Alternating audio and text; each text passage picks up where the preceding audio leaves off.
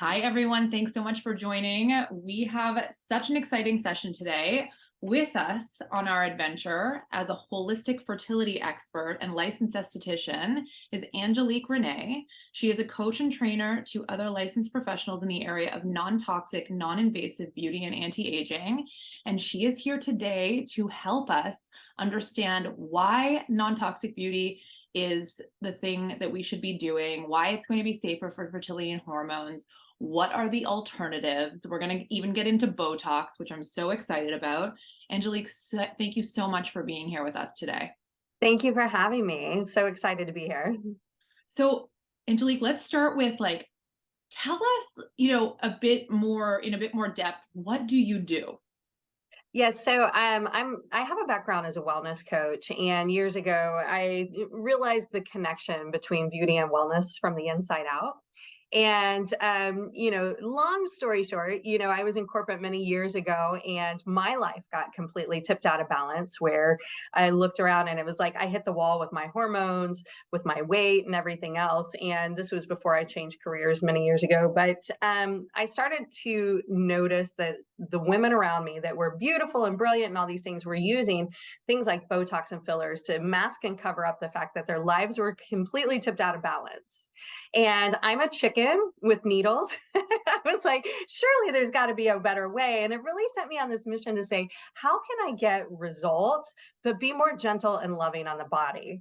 Because the more I learn about our beauty practices and what specifically is marketed to women, the more I realize just how toxic it's become and how a lot of these things have become a household name. And we're not realizing the detriment to our overall health and our overall well-being. So I really have made it my mission to serve and support women, in the areas of non-toxic, non-invasive beauty and anti-aging, just because there's this whole other world out there that isn't a household name that they may not be aware of. And the longer that I've been a practitioner, the more I'm seeing the long-term repercussions from a lot of the treatments that are out there today. Oh, I definitely want to get into that. Yeah. So I love what you're saying because I feel similarly about what I do, that there's this whole world available to the public that, people just aren't aware of and they don't know where to start. And it's just like you were saying offline, it's like Google search after Google search, you find yourself down these rabbit holes, but then you still don't really have the direction you need. Our first point of contact when it comes to anything health and even beauty is our doctor a lot of the time. Okay, we're gonna go to the dermatologist for beauty stuff, or gonna go to our general practitioner for any old thing that's wrong with the body. And when it comes down to it, a lot of the times very simple stuff like healing from inside out is going to help with beauty. Of course, there are things that we're going to do topically, which you're going to know all about. And for the common cold and things, like we shouldn't be taking antibiotics. We shouldn't be running to the doctor. Like you can drink lemon and apple cider vinegar at home. You can have some garlic. You can put onion on a plate beside your bed. There's so many things that we could be doing at home, but we just need the tools. So I love that you're training people to do this. I love that you're working with this virtually, because I just wish you were in New York so that, you could help me with my face, but we'll do it virtually. But anyway, so let's get into, what have you seen that is detrimental? Well, a few things. I was sharing when we were offline, just when I started changing things over in my household after my daughter was born, I noticed that I had chemical sensitivity to my household cleaning products. Like using chlorine bleach was giving me flu-like symptoms, mild grade fever, headaches. I'd be knocked down for a day or two. Right. Scrubbing bubbles made me sneeze. And I'm going, oh my gosh, like how does this, if it's affecting me this way, how's it affecting my toddler or my Yorkie, And so that's when I switched over those products, and making sure I was bathing her and stuff that was clean. A lot of the people like to take baths, and the water quality makes a difference, and the products that we're soaking in, makes a difference. Our skin is the largest organ in our body, and it absorbs everything and it goes into the bloodstream. So, things like the household cleaning products was kind of the first thing I really fully overhauled in my household. And then I went to our toiletries and our beauty products. And one of the things that I learned, because there was a time where I studied cosmetic chemistry, and I was custom compounding mineral and botanical cosmetics for clients for a while. And I realized there's like 38 or 39 ingredients in our cosmetics here in the United States that are completely banned in Europe. Mhm. And it's like we just have a different standard. And that's why I always started kind of looking towards Europe to see what's Europe doing. How progressive are they? What ingredients are they using? Because even for that matter, as an esthetician, and some people may know this through a dermatologist, something like hydroquinone, which bleaches pigmentation in the skin, does have an impact on your reproductive organs.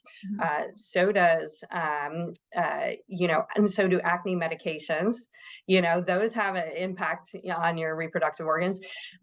So I really started noticing, just how we formulate here in this country. And I'm like, oh my gosh, women are lathering on layers and layers of all this stuff Mhm. before they even get out the door every morning. Mhm. And then, we're absorbing all of that. And then I'm seeing women that are going through fertility issues and stuff. And it's like, there's such a huge component that has to do with our food supply, everything we come in contact with that are hormone disruptors. Yeah. And it is just sending people completely out of balance. And it's like, we go to the doctor to ask, what do we do? What do we do? What do we do? But I feel that we're at this stage in evolution now where the question we need to be asking is, what do we need to undo? Mhm.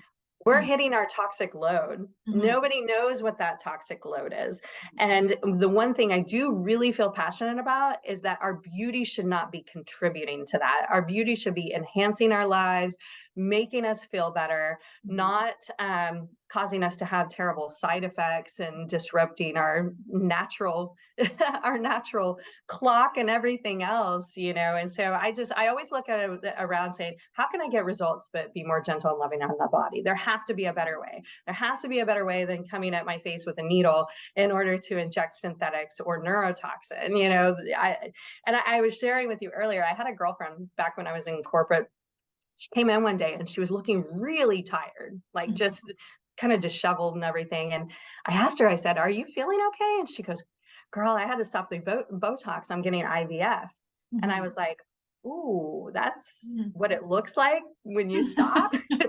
Yeah. I was like, wow, and then I really realized, and it wasn't until, I actually became licensed and started practicing that then I started seeing, Mhm. the long-term repercussions of this stuff that nobody's talking about. It's kind of like a dirty little secret in the beauty Mhm. industry. Mhm. And even for that matter, I have even noticed, amongst my holistic and integrative practitioners that they've moved away from conventional medicine because they realize how toxic all these things are, and they still go and get their Botox and injectables because they hold it to a different standard because it's beauty, yet it's still the same manufacturers. Yeah, no, no, no. Like there are places I have noticed women will compromise.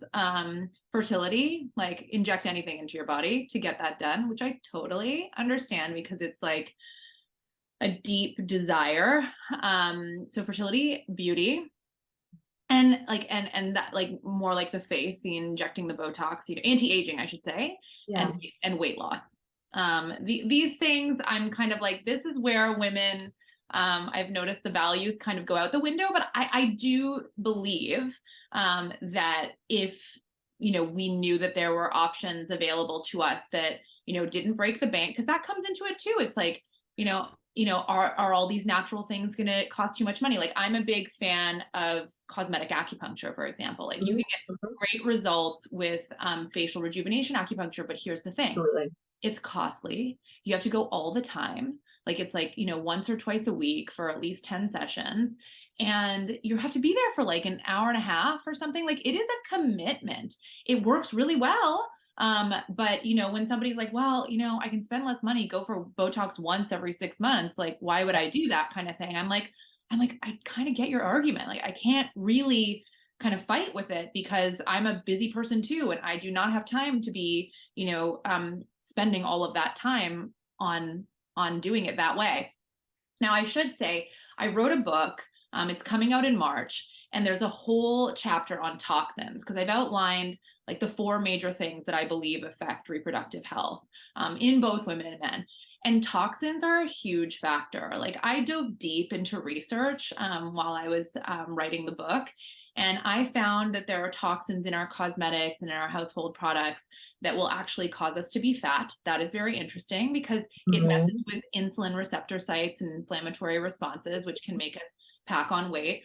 I learned that a bunch of the stuff in our cosmetics and our household stuff actually affects egg quality and depletes ovarian reserve, affects things Mhm. like endometriosis, polycystic ovarian syndrome. And in the landscape of fertility, egg quality, like the aging of our eggs and quality of our eggs is like a huge topic. And toxins have a massive influence on that. And more is coming out. We know that toxins from smoking cigarettes dramatically deplete ovarian reserve. I mean, basically, like they age the ovaries faster and deplete our eggs. That is the one that's like very well proven, but like phthalates, BPA, these kind of thing, like we're seeing a lot there too, and more will come out. Like even just stuff that's found in our water, as I'm always telling people to get a very good water filter. But like, so where would you tell our listeners to start? If it was like, okay, we're going to start with like a cleanup of our, our cosmetic cabinet. What are the things that you would tell people like, get rid of these now? I would say, first of all, looking at your body wash. I mean, you're washing your entire body, and if you are a person that likes to take baths, make sure you're not sitting in like toxic bubble bath, like you're submerging your entire body in something, and you're absorbing that. In fact, I've seen the statistics on just how much more you absorb sitting in the bathtub than you do the shower. So water quality, like you mentioned, is terribly important because you're exposing way more to your body to be able to absorb by just sitting in a bathtub. So it really starts with those products. Your shampoos and conditioners. Making sure that those don't have a lot of the bad things, and even just the lotions, the creams that you're lathering on your body, making sure those are quality as well. I would say, I really do stay away from over the counter stuff. I really like buying stuff that's either handcrafted from, somebody personally, or companies that I know have high levels of standards and quality control when it comes to their formulations. And, they're really on that mission of not adding those extra preservatives and everything. Because what happens is when something goes on the shelves in a store, then the FDA says, well, let's water it down so the active ingredients don't harm anybody because you're not getting it from a licensed professional. Well, you add water, that proliferates bacteria. Now you need a preservative. Preservatives don't smell good. Now you need a fragrance. Like it's just this whole stacking that takes place. And next thing you know, you've got this chemical concoction that has a sprinkle of some fairy dust of whatever that good ingredient was you thought was in there, So it's better just to go ahead and get your products directly from, a manufacturer or somebody that's mindful about how they craft those products. Mhm. And then, cosmetics. It's so interesting because I don't typically buy drugstore. And I was traveling recently and I just ran into a drugstore and I started looking around at foundations. And I'm very big on reading the ingredients. I do that with my food. I do that with my cosmetics. I've just learned how to do that over the years. And, and I tell my clients because they're like, well, what brand is best? And I just kind of tell them what to stay away from. Look from these key ingredients. But I picked up a bottle of foundation that literally said on the package, flammable until dry. So could you imagine putting a foundation on your face and it's literally flammable until whatever it is that's in there evaporates and dries on your skin? I was like, you've got to be kidding me. Like, who would want to That's put this on their alarming. face? Oh, You and know? it is like when you start reading it, you're like, okay, like that doesn't sound good, but you have to take the time to read it. I tell everybody, like, read the labels. And if you don't Yes. recognize a bunch of this stuff, like, just don't. And it's so funny that you said, like, oh, a sprinkle of the ingredient that's supposed to, that you're looking for, like, oh, this is an algae, a natural sea buckhorn or whatever product, and it's the last ingredient in the list. Like literally there's a sprinkle. If I have learned anything about marketing, what I have learned is that you can put an ingredient into something even if it's like 0.001% of the entire formulation, because I see it in like nutritional bars, in like a lot of these like quote unquote healthy versions of soft drinks these days. They're like, oh, there's lion's mane adaptogen mushroom, but it's like the last ingredient and it's literally a sprinkle. Like there's not enough in there to have any kind of effect on your physiology, positive or negative. But you read it and you're like, oh, great, it's in there. That sounds wonderful. So be a discerning label reader and look at the order of ingredients, because if the bad stuff is all at the top and the good stuff is all in the last part, it's probably not a good sign. We call it greenwashing. Yeah. Greenwashing. They did it with our food, and now they're doing it with our over-the-counter products. Yeah, it's like, come on. So what do you think are like the top three most evil, and it could be more than three, or just one. What are the top three most evil like toxins found in cosmetics? Well, you've got your parabens, you want to stay away from those. Mhm. The phthalates and the sulfates, in your shampoos. And you mentioned even the BPA packaging, right? Those have, ingredients that can actually affect, your estrogen levels or mimic estrogen in the body. Cleaning up the diet is terribly important too. And I'll tell you, this is one thing when it comes to skincare that I often see. They skip over the basic fundamentals of skin health. And when I was actually an acne specialist for 3 years straight, and so much of it was me counseling on, the diet and the hormonal impact that certain foods have and everything else. So it's like we're getting this double whammy. It's like a sandwich effect in the body. And then if you to have a kid that's had like multiple rounds of Accutane, for acne, that has a physical and a physiological impact, even with mental health as well. So, if you're a parent looking at your kid wondering if you should go on Accutane, do your research, because again, it can impact the reproductive health. Yeah. But I would say don't even do research, just don't do it, because yeah, and sorry to interject, I was on yeah, Accutane when I was a teenager. I had terrible cystic acne because I have polycystic ovarian syndrome. And I would go to the dermatologist and I would be like, I'm pretty sure my acne gets worse if I eat dairy or chocolate. No, no, no. Your diet doesn't matter at all. Take the Accutane. My mom didn't know any better. She didn't look deeper. And, there's a bazillion lawsuits against Accutane. I can't even believe that they're still dispensing this stuff.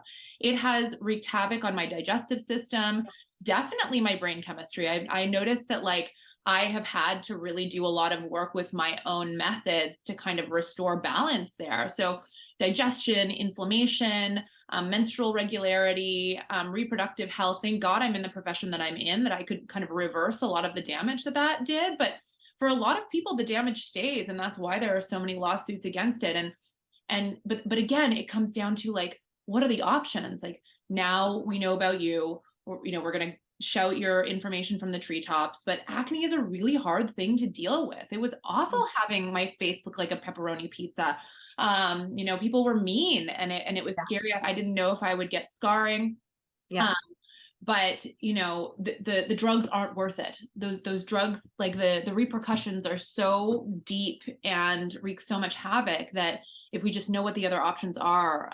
Yeah, absolutely. And even with the cosmetics, and you were asking about the main ingredients, like, I'll go back to that really quick. A few ingredients I stay away from in cosmetics specifically is dimethicone, which has a silicone base, and it creates this film over the skin. And the reason that they use it is to smooth the appearance of the texture of the skin. So it takes it from orange peel to apple.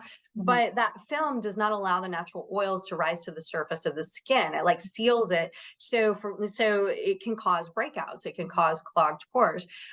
Bismuth is one of those things, kind of like Pepto-Bismol. Bismuth, it's chalky, and they use it as a mattifier, but it will actually dry out your skin. So, a talc You don't want to use anything with talc in it. We're seeing all the lawsuits around talc these days, just because everybody used to use talcum powder, and so they were Yeah. inhaling it. It had an impact on and they feel that there's links to ovarian cancer with that too. So, but yeah, when it comes to acne in particular, I saw so many people come from the dermatologist that had, the topicals. They would give them harsh antibiotics that would wreck their gut microbiome. A lot of these kids have leaky gut syndrome anyways. And it's this whole effect. And I mean, we could do a whole segment on that just because we are the first exposure to the gut microbiome is passing through the birth canal. And C-sections are up by like 35% in our country. So next line of defense is breastfeeding, and women are not breastfeeding as much or as long. And next thing you know, kid gets an ear infection, they're giving them antibiotics. And now you've got a child that is sick more often than they're well. Yeah. And they end up later with leaky gut. And then they start going through puberty and have hormonal fluctuations like this, and then eat hormone impacting foods, it sets off a bomb in their system. And so I would see people come in from the dermatologist, their skin was inflamed and angry, their gut was angry. And it was a matter of like, okay, we need to stop the madness. Yeah. Let's pamper, love, put back into balance, nourish, hydrate, nurture the gut and the skin in order to create homeostasis. So that way it functions properly the way that it's supposed to. And there's all these topical creams and everything else, that you can put on out there, but that's only addressing one aspect. The topical is only one aspect. It really does come from within. And, just our food supply, with the GMOs and the pesticides and everything else, even soy's like a triple whammy in our country. I can't tell you how many health webinars I've been on where they talked about the benefits of soy, and they literally say, by the way, we're not talking about American soy. And the reason is because our soy is genetically modified to be resistant to pesticides. And those pesticides, not only does soy mimic estrogen in the body, but those pesticides also scramble our estrogen levels. And I've seen people blow out their reproductive system just by overdoing it with soy because they went vegetarian and they just overdid it with the soy products. Yeah. So Soy is also bad for your thyroid. That was another thing that I was explaining to people. Like it's a goitrogen. It affects thyroid function, and thyroid function is pretty integral to reproductive function. Like there's a lot of research going on behind the scenes now about selenium and iodine for fertility because they help with thyroid function. So people are starting to eat Brazil nuts for fertility and what have you. So if we start to consume these foods that are affecting our gut health, which then affects our thyroid function, we're also affecting the reproductive, not to mention weight, mood, all of the things, right? But I couldn't agree with you more that it comes from within. My skin was starting to look kind of dry and the furrow in my brow was starting to become more pronounced, and it's still there, which is definitely something I'm going to ask you about. But I started taking a bigger dose of fish oil, omega-3, and literally within 24 hours, my skin was glowing more. The furrow, the dryness had kind of softened a little bit. And I was like, this is just magical. Like, and I eat a clean diet anyway. Obviously, we know if we are going to be drinking more or smoking or doing these things, like we're just going to look more haggard. I do agree with you that there are some people or a lot of people that are disguising how haggard they would look with, plumping and Botox.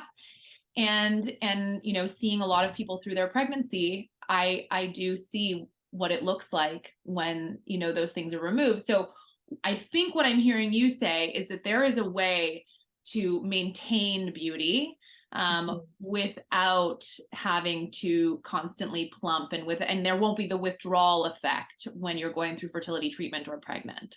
Yeah. So, one of the things that a lot of people don't realize is even something as simple as heavy metal toxicity attacks the collagen in your skin. And I see so many people that, when it comes to thyroid function, I've noticed, they're removing a lot more thyroids now. And, that's your hormone regulation and everything. When in reality, like things like Hashimoto's and stuff like that, typically if there's a high level of mercury in the thyroid, then the body attacks it as a pathogen, not realizing, that it's not. And so there are definitely ways, and omega-3 fatty acids are one of those things I do tell people. It improves the quality of sebum and oil production in your skin and helps you hold hydration, because the basic fundamentals of skin health are proper oil and proper water balance. Mhm. And, and if you are seeing something express in the skin, keep in mind that anything that's not processed by the liver or excreted through the bowel, your next filter is going to be to purge through the skin. It's got to come out somewhere. It's a matter of those detox channels and those detox pathways being open. Mhm. So those are things that definitely, and I'll tell you, even that's why when I look at my clients and I do a treatment plan for them, I look at the nutritional component, because there's things that we naturally stop producing with age. Hydrochloric acid in the stomach depletes with age to, digest your foods. Producing collagen depletes with age.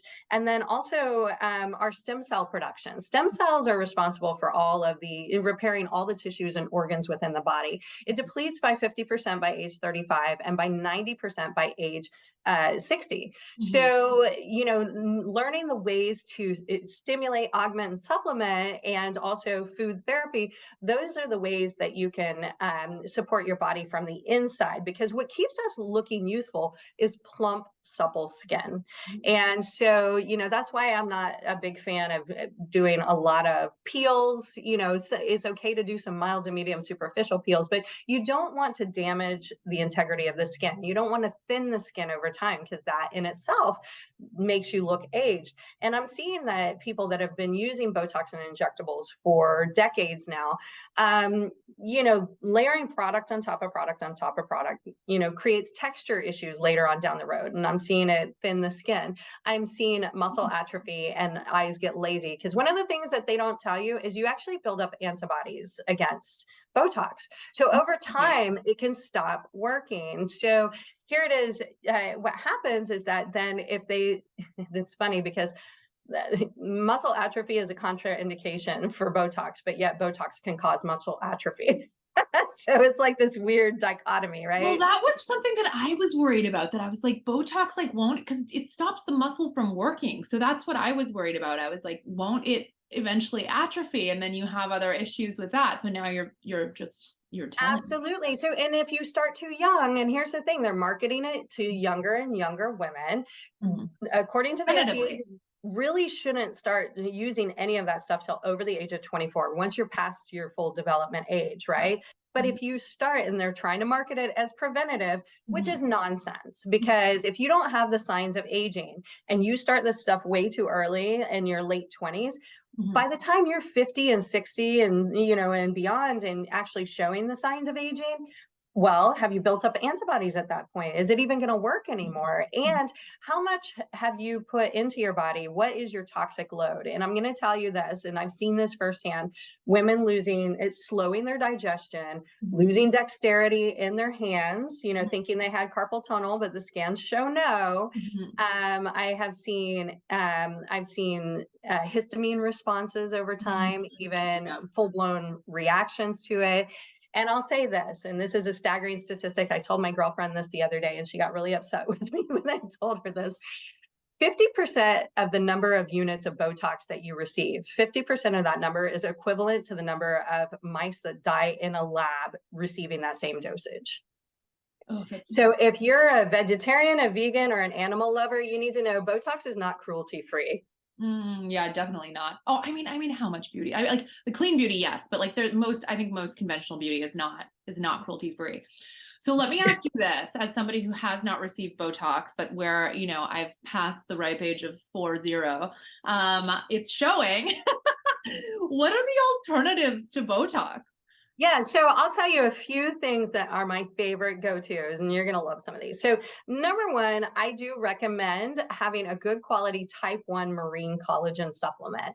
Type 1 marine collagen is closest to the body's natural collagen production. And when it comes to hair, skin, and nails, it really absorbs best in the skin. So, and it's not just a matter of having type 1 marine collagen. And there's a lot of different collagens out there. And it's not that they're bad, it's just that they function differently in the body. Some are good for bones and joints, some are good for gut health. So it's a matter of that targeted treatment for hair, skin, and nails. That's how I'm looking at it.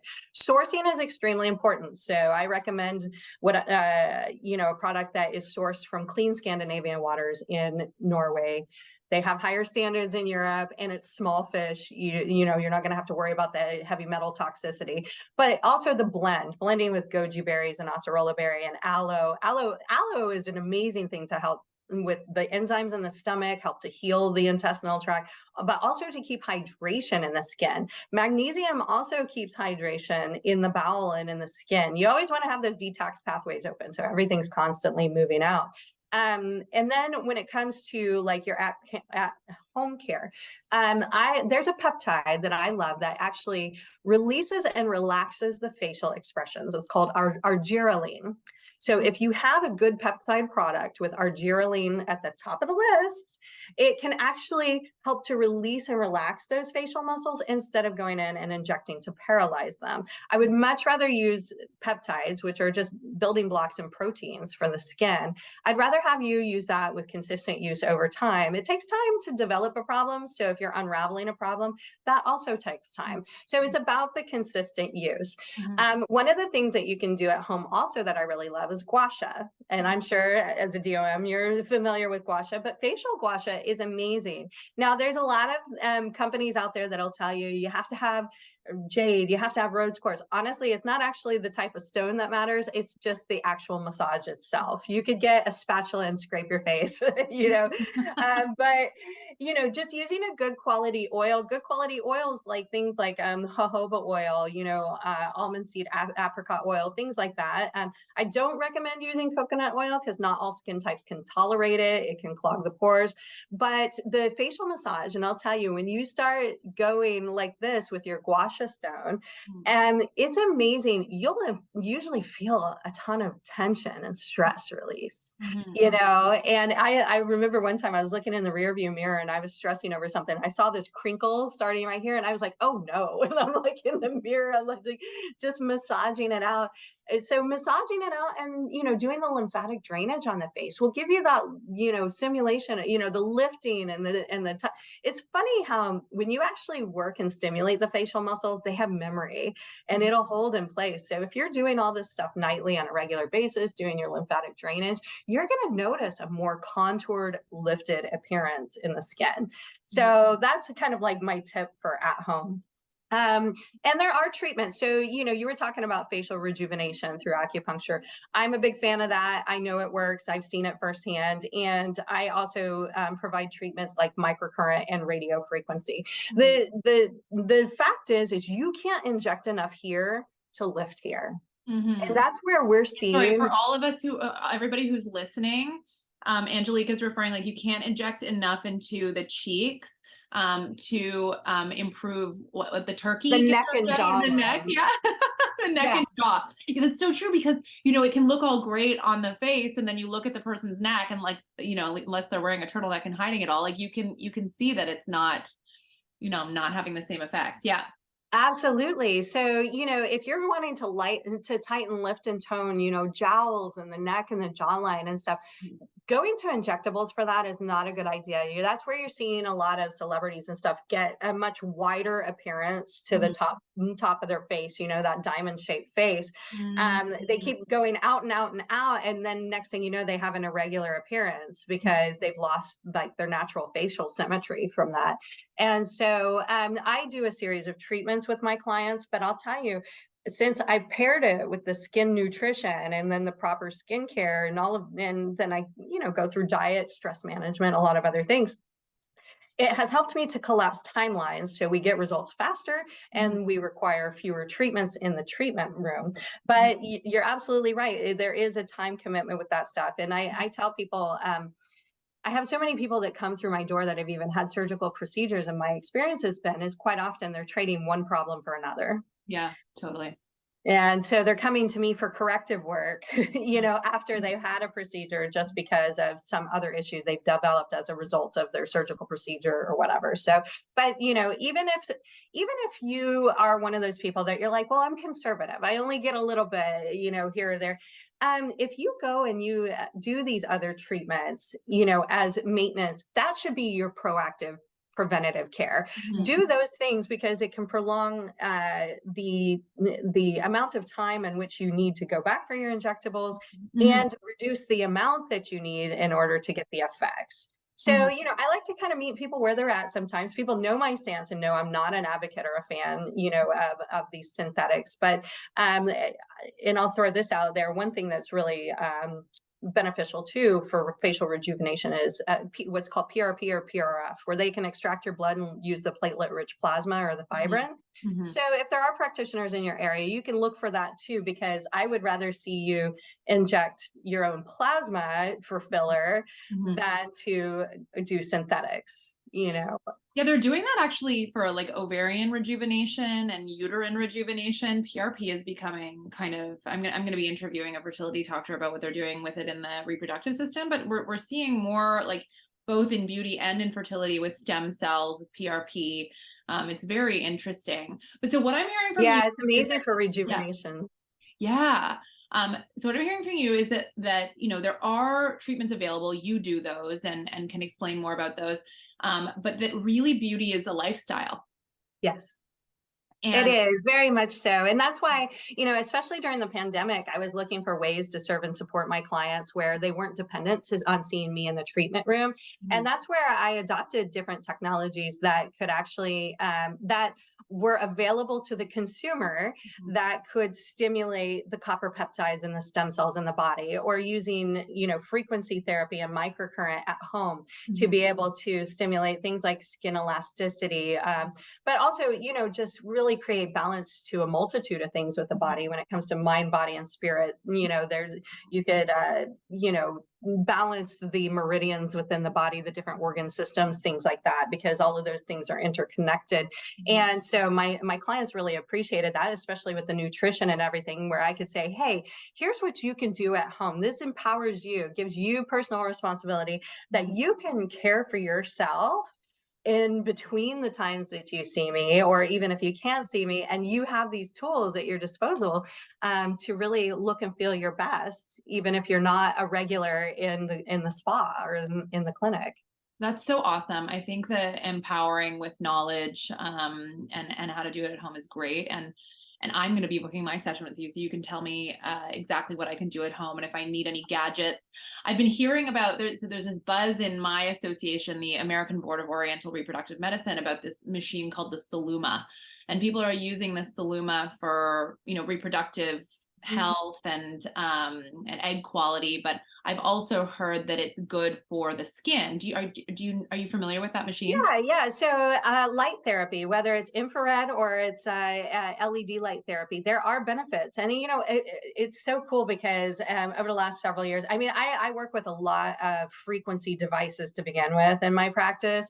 And so when you understand the science and technology behind of it, I get pretty geeked out. Mhm, But it's all based off of different light waves and different frequencies and how it can target the different layers of the skin or the different organ systems or detoxification.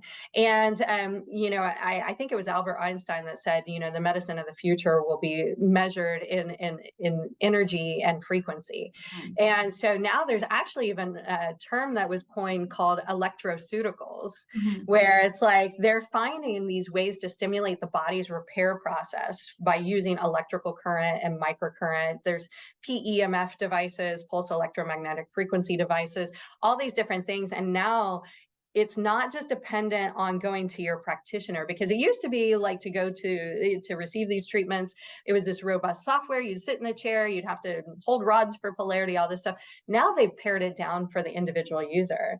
And now there's access to the consumer, so, which is great because between your visits to your practitioner, you're collapsing timelines and you're maintaining yourself on a daily basis rather than waiting until the next time you visit the office, which is great. So yeah, light therapy is powerful as well. I mean, think about it, just going out in the sun for 20 minutes a day, what it does for, regeneration and our vitamin D levels, which help with hormone regulation. And, it's just this whole ripple effect. And if you live in an area where it's cold more than it's warm, or it's cloudy or gray, having light therapy is extremely beneficial to the body because you're not getting it from natural sources like you would if you lived in a warmer climate.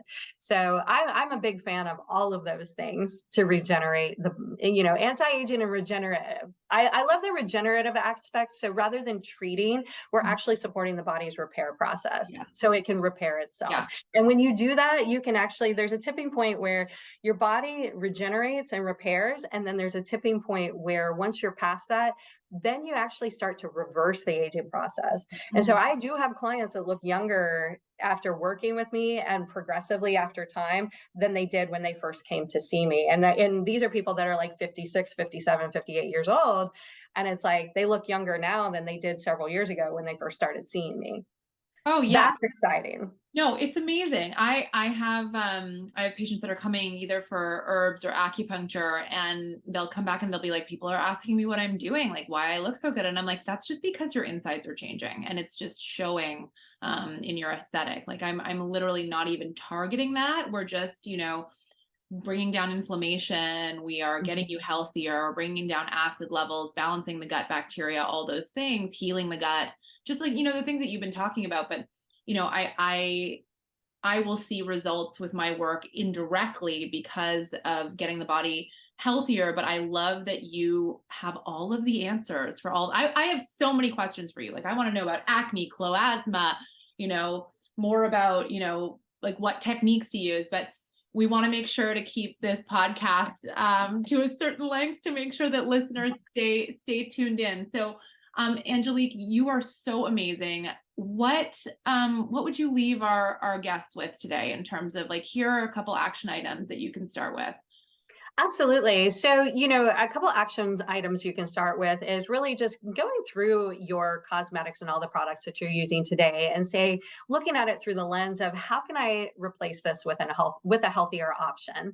It's the micro shifts that create the macro results and add up over time.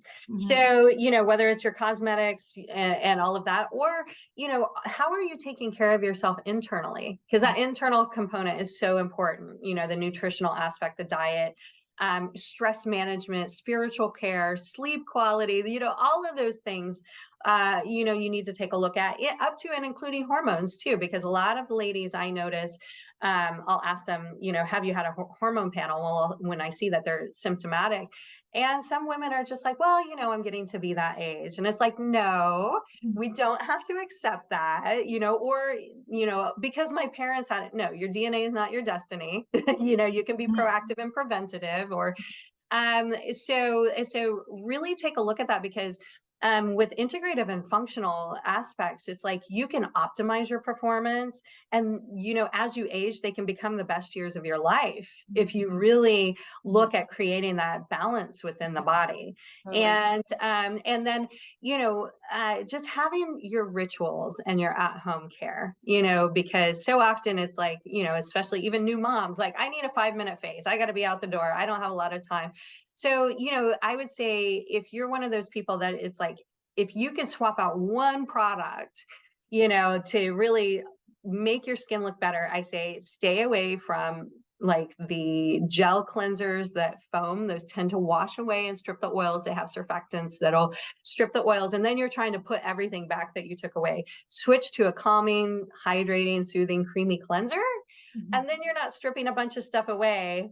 And then you could, if you want, put on a serum and then your SPF, or just put on your moisturizer, run out the door. If you're a simple person, I'll meet you where you're at. But that one thing, just swapping out the cleanser and not strip, because a lot of times we think we have fine lines and wrinkles, but we're actually just dehydrated or depleted. So Totally. it's amazing how you'll plump up and smooth out with the right things. But yeah, I am available for beauty coaching virtually. I'm always happy to evaluate all the aspects that contribute to your appearance to make recommendations for you personally. And then for other licensed professionals out there, if you have an interest in becoming a holistic beauty expert in your market, maybe Botox and injectables are not in alignment with your wellness mindset, just know there's a whole other way out there, and I'm able to teach and train on my protocols and structure a business around that for you, so you can niche yourself in this unique niche in the market, which is largely underserved. There's a largely underserved population where I have clients that are cancer survivors, have autoimmune disorders, are going through fertility treatment, transplant patients, and they want beauty and anti-aging, but not at the expense of their health, without compromising their immune system or adding additional trauma and injury to the body. And you can serve that niche. No, that's so amazing. And so, Angelique, where can our listeners find you? Absolutely. So I am on Facebook is my biggest platform. I am on Instagram as well. Holistic Beauty by Angelique. I'm also under angeliquerenee.com. That's RENAE. And you can find me there. And I have downloadable ebooks. I've got, a lot of my interviews posted on there. Or if you want to fill out an online form to apply for a consultation or a discovery call as a licensed practitioner, you can find me there and we can set and schedule a time to talk personally. Great. Well, thank you so much for being with us. It was such a great conversation, and I'm excited to have you back to maybe hone in on some specific topics. I'm sure I'm going to get some good feedback from our listeners and see which areas they're most interested in, and maybe we can go at this again.